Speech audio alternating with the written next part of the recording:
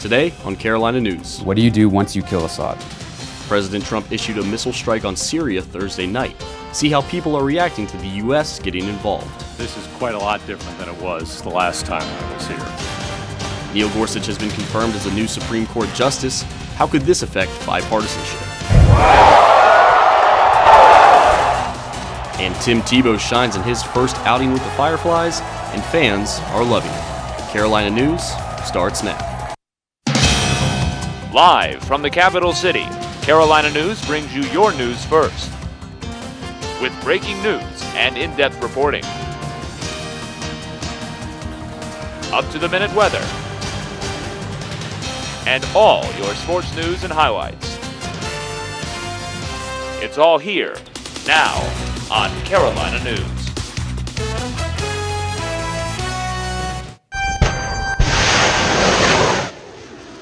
This is video from last night's military strike on a Syrian air base. The missiles were launched from a U.S. destroyer in the Mediterranean and have sparked responses worldwide.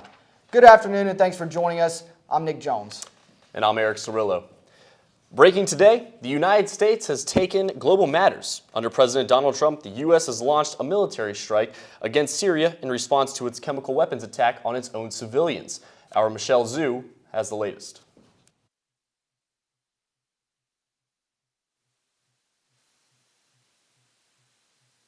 Missiles from the Mediterranean Sea into the Shayra airfield here in central Syria. It's killed 6 people.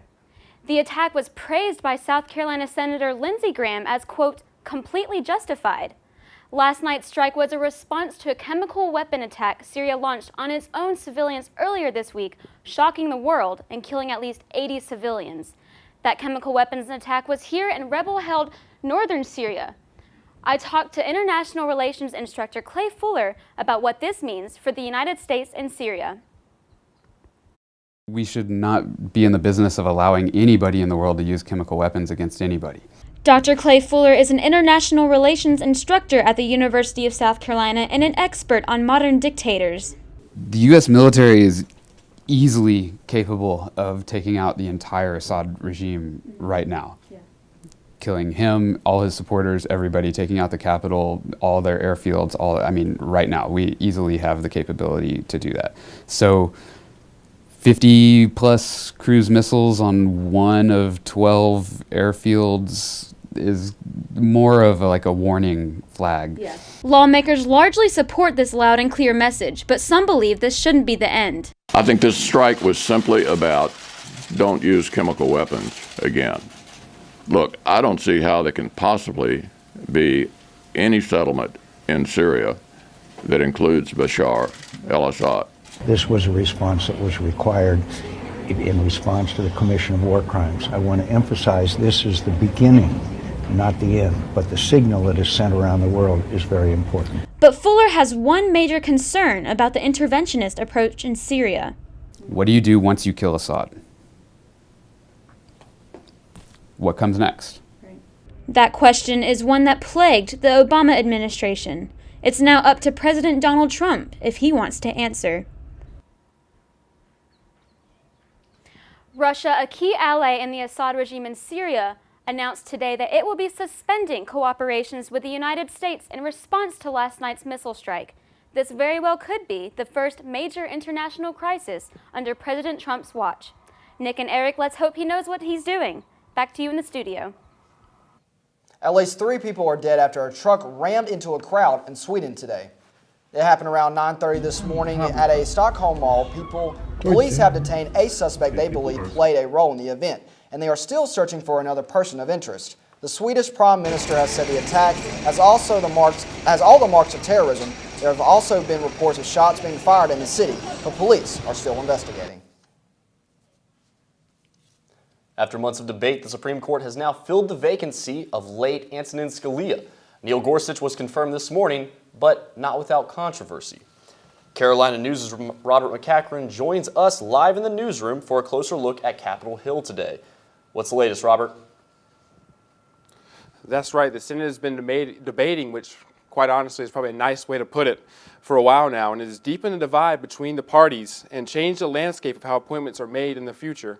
But I can tell you that Gorsuch has been confirmed as the Supreme Justice. Lots of controversy has been swirling around this as Republicans made a change to the Senate rules that Supreme Court nominees can pass through the Senate with a simple 51-vote majority instead of the previous 60 that were required. However, today Gorsuch was confirmed by the Senate in a 54-45 vote.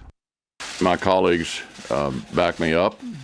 The American people spoke, and today we will confirm the nominee the new president has selected. The more important matter coming out of this confirmation hearing could be the divide that has grown between the parties. Democrats and Republicans have gone back and forth with each other over the so-called nuclear option. The responsibility for changing the rules will fall on the Republicans and Leader McConnell's shoulders. However, Republicans and John McCain fired right back, saying it was only because President Trump nominated Gorsuch. My friends on the other side of the aisle are opposed to this nominee.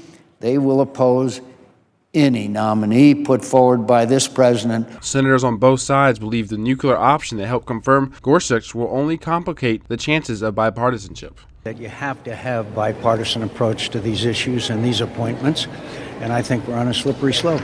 Today's vote is a cautionary tale about how unbridled partisan escalation can ultimately overwhelm our basic inclination to work together.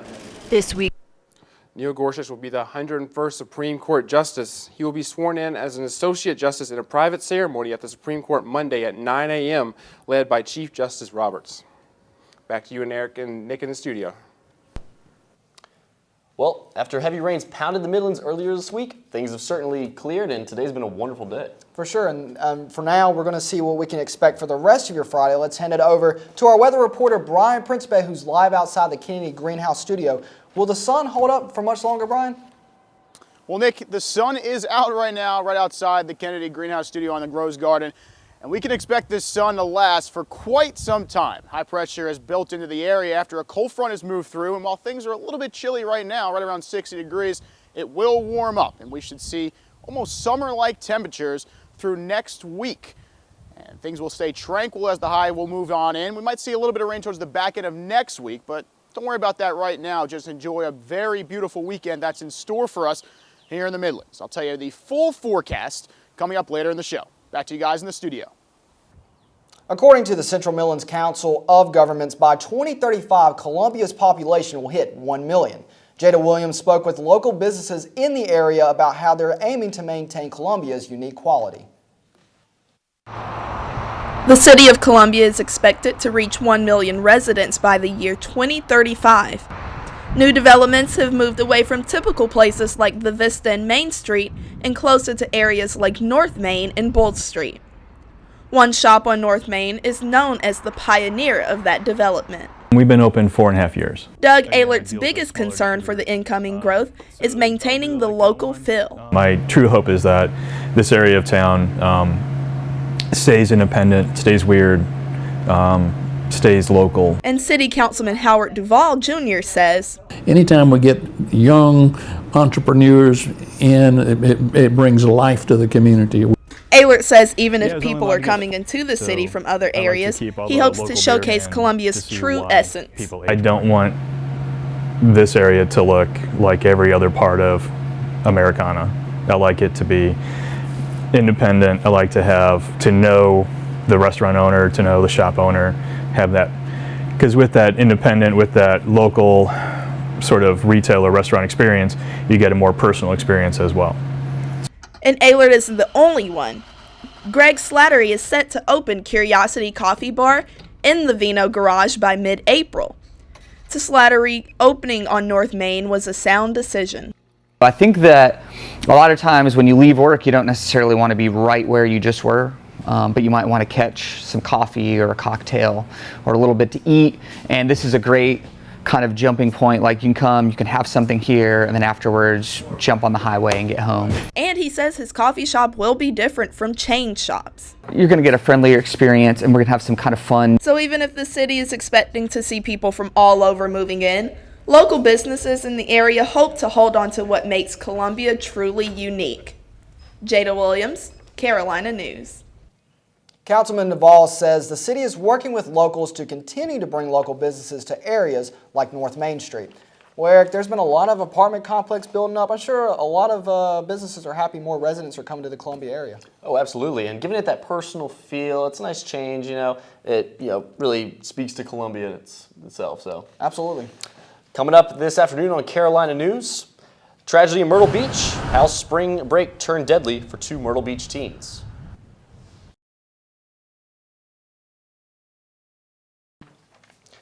Two teens died Wednesday after falling from a top-floor balcony of a beachfront hotel in Myrtle Beach.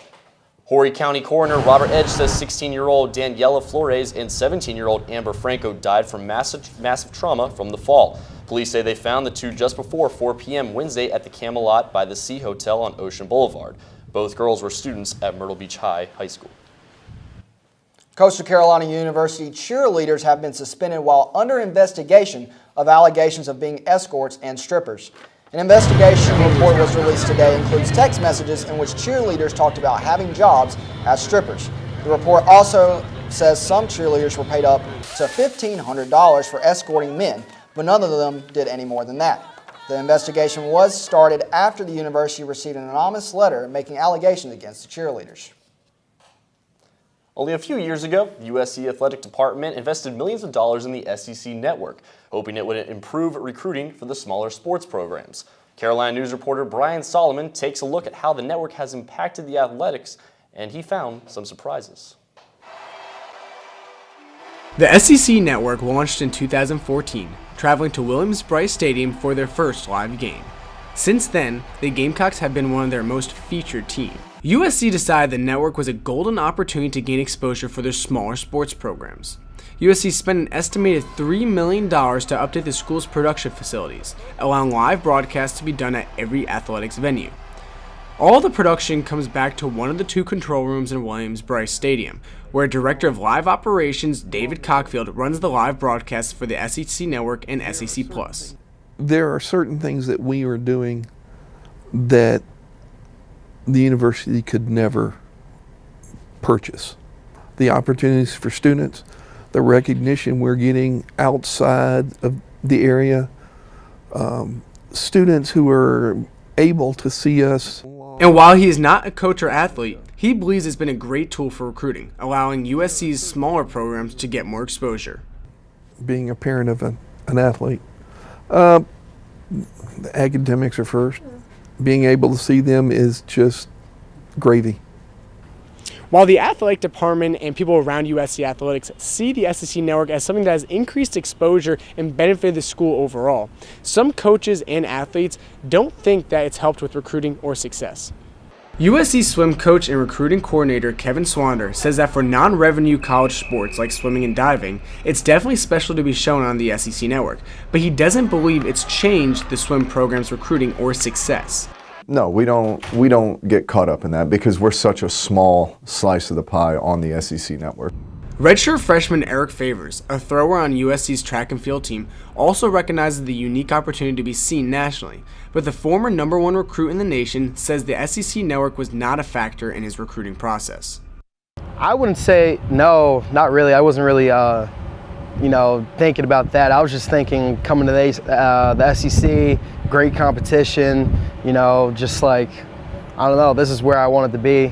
In talking with dozens of other athletes, most admit that they don't even mention the SEC Network when hosting recruits. They said what the SEC Network does is show people the greatness that has existed in the SEC, not bring more talent to the conference, believing USC's programs would still be successful without the SEC Network's exposure. But the SEC Network still has helped in other areas. The SEC announced that each school made over $30 million in 2015 from the network, money that everyone is happy with. Our daily lives are mainly affected by the amount of revenue that the network generates for the school. While some at USC say it may not be the recruiting tool that they thought it would be, the revenue leaves all to believe it was still a wise investment. Carolina News, Brian Solomon. USC's athletic department has no evidence that the SEC Network has helped them with recruiting, but athletic director Ray Tanner says that they will broadcast every home game from now on. And speaking of Gamecock athletics, South Carolina basketball fans will now be able to celebrate their champions in a unique way. The Senate approved legislation to allow the DMV to sell 2017 Women's Basketball National Champions license plates. The license plates will sell for $70. The Senate also approved legislation for Clemson and Coastal Carolina to have license plates issued with their football and baseball national titles. You may have seen a large crowd if you were by the State House last night. The Sexual Trauma Services of the Midlands held their 8th annual Walk a Mile in Her Shoes event. Our reporter, Caitlin Mathias, was there to see how the community came together for the cause. It wasn't so terrible until the tips fell off. Heels are typically seen as a woman's shoe, but last night some men strapped on their best pumps.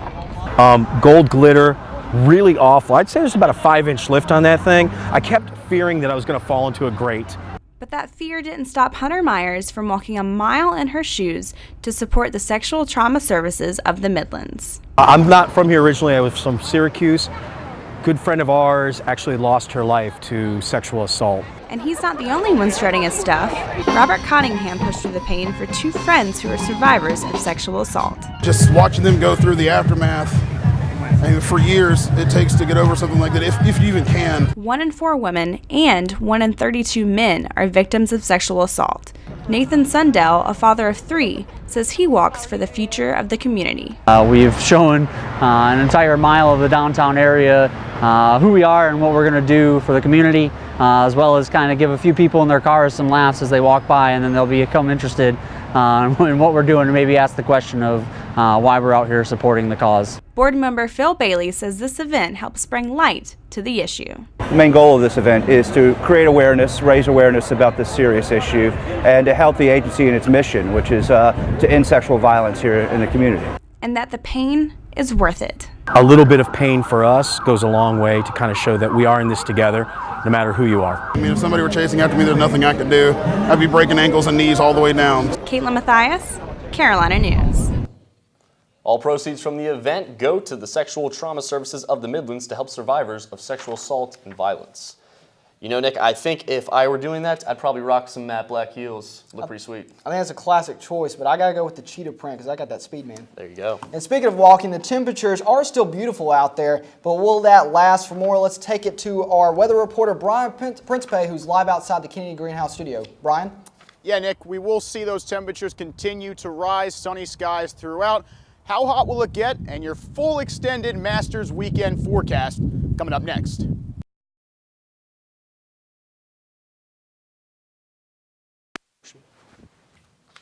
While parts of South Carolina are cleaning up from the severe storms and flooding, parts of the upstate are dealing with droughts. Anderson, Oconee, and Pickens, those counties in red, are in a severe drought. The state's Drought Response Committee met yesterday and say the few weeks of rain haven't been enough to make up for the months of dry weather. Committee members Dennis Chastain says reservoirs in the area are at levels typically seen at the end of a hot, dry summer, but summer is still 2 months away. Forestry officials reported 70% more wildfires than in a typical March. Richland County remains in a moderate drought. You know, it was insane on Wednesday. We were getting pelted with rain, but it's bad to see that they're still in a drought after all that rain. It's crazy, man, especially in the upstate with all the dry, and the farming is really important there. And we're going to go to our weather reporter, Brian Principe, who's live outside in the Kennedy Greenhouse studio. Well, how's it going there, Brian? Well, guys, nothing that's going to change that drought in the near future. Obviously, we're getting some very sunny skies. Currently in Columbia, we're seeing temperatures that are right around hovering the mid-60s, a little breezy. We do have a lake wind advisory coming out of Lake Murray, so if you're going to be out on the lake, make sure you do strap down those boats. Small boats could potentially capsize. You want to be careful about that. Also, a local pollen alert for the area as well, so watch your tree and grass pollen. Like we said, a little breezy, 16 mile per hour wind gusts, and humidity low at 28%. If you take a look at the temperatures around the state, everyone around the same. mid to low 60s. Your hot spot is Hilton Head, at 66 degrees. Up in the upstate, 62 degrees in the mountains for Greenville and Rock Hill. We'll tell you what's going on here with this the southeastern map. You saw that we had all that rain and nasty weather the last couple of days. That has moved to the northeast. That pushed us through with a cold front, and that's why we're seeing the little breezy skies and colder temperatures. But these high pressures here are going to move into the area. That's going to bring us this beautiful clear weather we're going to see. And tomorrow we're going to see some of that more clear weather as those high pressures move right around our area. Nothing in our sights behind us, and that's why we're going to get a whole lot of great weather for this weekend. Look at the temperatures for tonight. And those temperatures are going to be right around the 40s for most of the state. 41 here in Columbia, 44 around the coast in Charleston. Up in the upstate, a little bit chillier, 37 in Rock Hill and 38 in Greenville. Tomorrow's temperatures are going to warm up a little bit, and we're going to start to see this great warm-up we're going to see over the weekend. 70 degrees right here in the capital city along the coast, mid to upper 60s. And then as we go farther up, even Greenville and Rock Hill in the upstate, they're pushing 70 degrees as well. As we look at for our Masters forecast tomorrow, I know we had a lot of problems with the wind in Augusta and some rainy skies, but tomorrow we're going to see 70-degree temperatures, no wind, great weather for the players. Same thing on Sunday, 78 degrees, 5-mile-per-hour wind, should be great. 5-day forecast, like we've been saying, sunny skies throughout, 70 degrees tomorrow. We get to the 80s for the end of the weekend and the week. So we'll send it back to you guys in the studio. Should be great weather coming up. The weather was terrible Wednesday for Masters fans, but it looks like they had a good weekend heading ahead. Yeah, man, they're ready to go. Still to come on Carolina News, Fireflies baseball is back in Columbia. See which rookie went yard in his Midlands debut.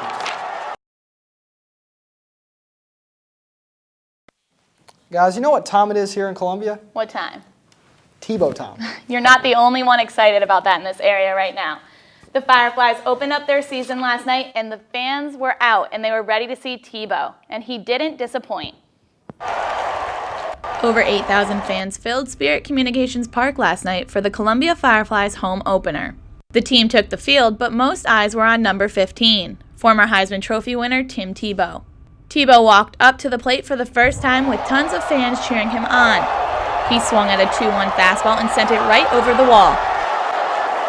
It did bounce back into play, making Tebow believe he hit a double, but watch him light up when the umpire waves him around all four. Tebow admits his first at-bat felt great, but all his other sport moments led him here.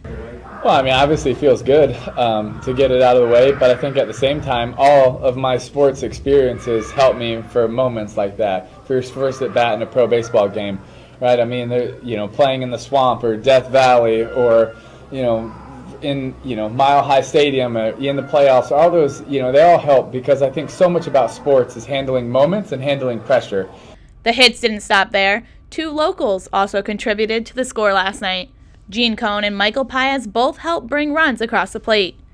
The Fireflies ended up taking their first game of the season, 14-7. The Fireflies will continue their series against Augusta through the weekend, and there are still tickets available. Let's take it over to Founders Park. 6th-ranked South Carolina rallied to score 4 in the 8th, but fell 1 run short against Vanderbilt in a 7-6 loss. The Gamecocks headed into the bottom of the 8th, down 7-2, where LT Tolbert delivered a huge 3-run homer, followed by Madison Stokes, who added an RBI single, bringing the team within 1 run going into the 9th. That wasn't enough for the Gamecocks. At the end, Vandy reliever Reed Hayes retired 3 batters to take the win for the Commodores. Dawn Staley will be throwing out the first pitch at the baseball game on Saturday, but if you can't make the game, you'll be able to see her Sunday at the parade. Mayor Steve Benjamin and the City of Columbia will be having a celebration parade to praise our NCAA basketball champs. Staley and the team will take the streets Sunday at 3, starting at Main and Laurel and ending in front of the State House, where there'll be a pep rally on the State House steps. Along with the team, you'll be able to see President Pastides, the band, cheerleaders, and of course, Cocky. I'm excited. Are you guys going to the parade? I'm planning on it right now. It's at 3 o'clock, where you said, right? It's down Main Street, so I hope so. It'd be great to see them all. Definitely. Coming up, an astronomical event happens tonight. Find out what heavenly body will be close to you next.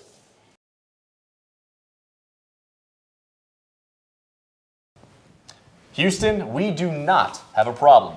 Space lovers, tonight is your night. Jupiter will only be 416 million miles away, the closest it will be all year. The largest planet will be visible to the naked eye and will give astronomers and anyone with a telescope a better view of Jupiter's atmosphere. Jupiter is the second brightest planet behind Venus, and astronomers say it will be the brightest star in the sky tonight. If you are interested in sneaking a peek into space, your best chances of seeing Jupiter is around midnight tonight. I think you definitely have to stay up and look for that. You see the moon every night, but it's, you get annoyed with that. Let's see Jupiter. Jupiter would be cool. I want to see you guys in your cheetah print and matte black heels. Well, hey. How about that? I'd like to see that 5-day forecast. Well, the 5-day forecast looks great. How about the sun we're going to get from Saturday all the way through Wednesday? Temperatures on the rise all the way to 81 degrees on Wednesday. Should shape up to be a fantastic start to the weekend and start to your week. Great. Awesome. Looking forward to it. Sounds like a great weekend. It does. Well, that's all the time we have today. Thank you so much for joining us. See you next week and have a great evening.